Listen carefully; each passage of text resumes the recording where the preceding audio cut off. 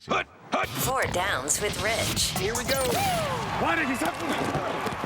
All right, here's my First down. week. I guess we call it the week 2 version or week 3 version. I don't do this every year. Figure out what it is. But anyway, here's this week's version of 4 downs. First down. I'm not ready to throw Eli under the big blue bus just yet. Having heard from Trent Dilfer this week, I also watch. Did you follow Baldy on Twitter, Brian Baldinger, who breaks down footage all 22 on his Twitter feed? It's really very informative. This offensive line is a mess. The free runners that are coming in would have sacked any rookie quarterback that they would have drafted. Darnold, Rosen, name it. It would have been as much of a disaster on Sunday Night Football as anything else. You've taken on a Jaguars defense that might be the best in the league, a Dallas defense with a front seven that was stunting their way through an offensive line that, according to Trent Dilfer and his analysis, and he knows it, still cannot play as fast as Eli is pre-snap. Eli sees everything. He knows everything. He's trying to game pre-snap who is open on a one-on-one situation, who could be thrown open in a one-on-one situation. He's trying to change protections, and the offensive line and whoever's blocking for him in the backfield are not doing a good enough job. And just because Eli is low-hanging fruit to make fun of, and his face and the faces of Eli are always fun to make fun of, he still is at the top of his mental game. He's an older quarterback who's always been difficult to stay upright, because if you don't block for him, he goes down because he can't escape. Do a better job of blocking for this guy. And I'm not ready to say they made the wrong choice yet with Saquon Barkley, that they should have been starting for the next era, because if the Giants had drafted a rookie quarterback, then it would have been a whole holy mess of a quarterback controversy for the new coach to have gotten, for the new general manager to have gotten right then and there of their own making. 1 year after the Giants organization did Eli Manning dirty. So this is not in a vacuum here. This is a front office, and this is an ownership structure that wanted to keep Eli Manning put. And I'm not ready to say that his skills are so diminished that the Giants screwed it up. Not ready to do that yet. They play the Houston Texans this week. We'll see what happens. Start blocking better for this guy, and let's see what Pat Shurmur's scheme can do. That's my first down. Second down. I've got a new term for you for a team. Oh, Sneaky elite. okay.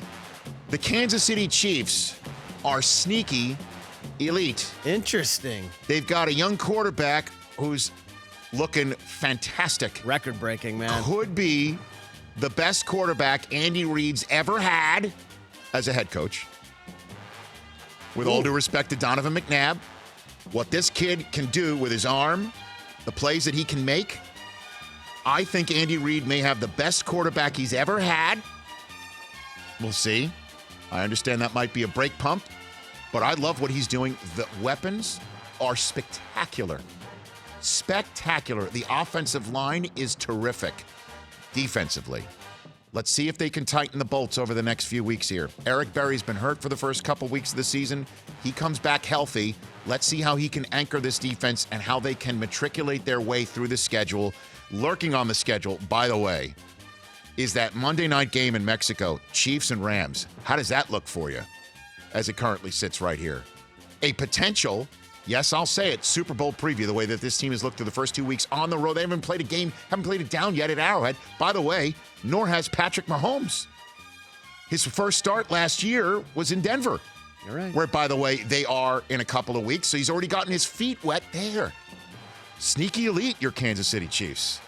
Third down. Third down. The NFL is making a monumental mistake doubling down on the Clay Matthews hit, not only being legal, but it's something that they're showing to all teams, that's something that they're going to call, that they are doubling down on the rule.